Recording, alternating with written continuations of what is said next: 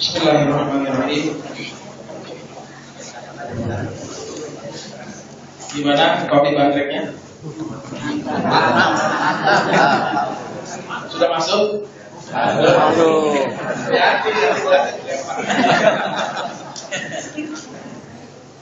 Bismillahirrahmanirrahim. Sahabat. Kata sahabat itu benar-benar bahasa Arab yang diadopsi ke dalam bahasa Indonesia. Cuman sahabat dalam istilah hadis adalah orang-orang yang pernah bertemu dengan Nabi dan mengimani Nabi hingga akhir hayatnya.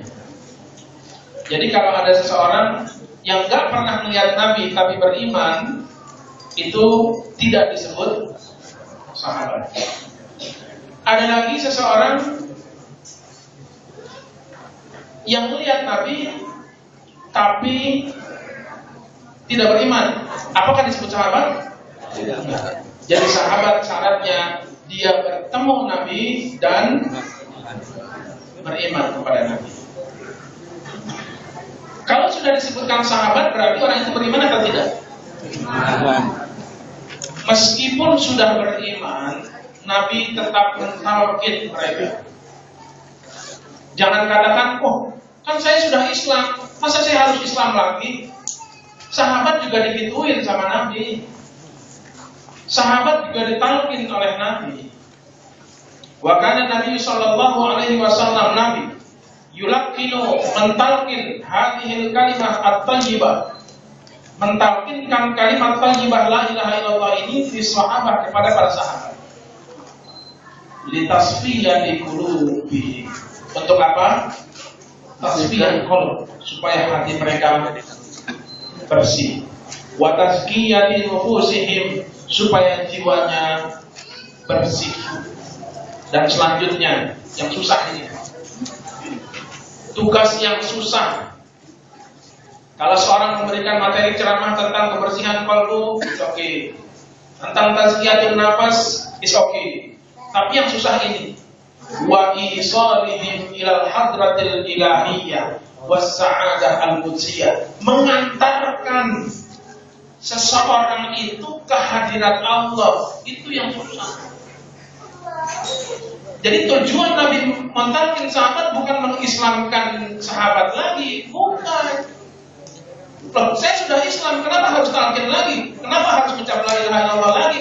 Tujuannya bukan mengislamkan, tetapi untuk apa? Membersihkan hati, membersihkan jiwa, dan wa isalihim, mengantarkan sahabat itu ilal hadratil ilahiyah, menyampaikan, mengantarkan sahabatnya itu sampai kepada Allah Subhanahu wa ta'ala. Ini bisa nggak dilakukan oleh Ustaz sembarangan? Tidak. Maka nggak sembarangan jadi seorang mursyid. Kalau mursyid ukurannya cuma berpeci berkokok ya. Kalau Ustaz cuma ukurannya cium tangan bolak-balik. Kalau seorang mursyid ukurannya cuma pesantren, punya pesantren doang, ya. Kayak apa nih?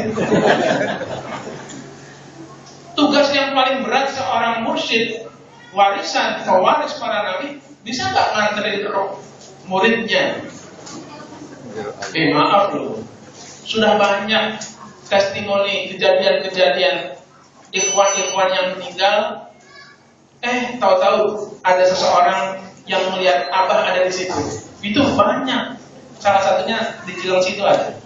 Ada orang meninggal. Ikhwan kita biasa ikut calling kotaman keliling. Tapi jangan maling, manakib keliling. Bercanda. Kayaknya ada yang nggak suka bercanda. Dia rajin ikut khataman keliling. Ya, yang belusukan bukan cuma Jokowi. Saya juga setiap malam Jumat belusukan tuh. Meskipun hujan, becek, Cileng Sitea, belusukan udah, pokoknya nggak ada. Yang penting rumahnya nggak rubuh aja. Gitu aja. Mau hujan mau belusukan kita mata manusia ini. Tiba-tiba di dalam sakaratul maut ada yang melihat kalau para sahabat hadir di samping beliau. Itu kok bisa kayak begini?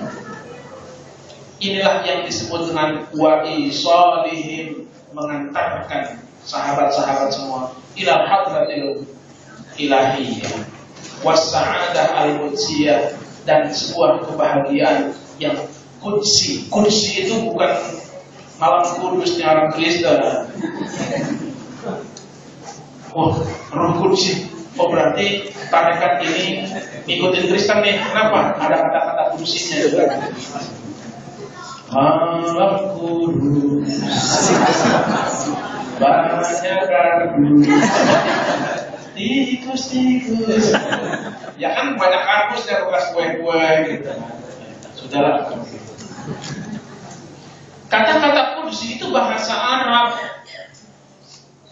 Ya, bukan bahasa Italia, bukan bahasa Roma, AS Roma yang kemarin kalah 7-1.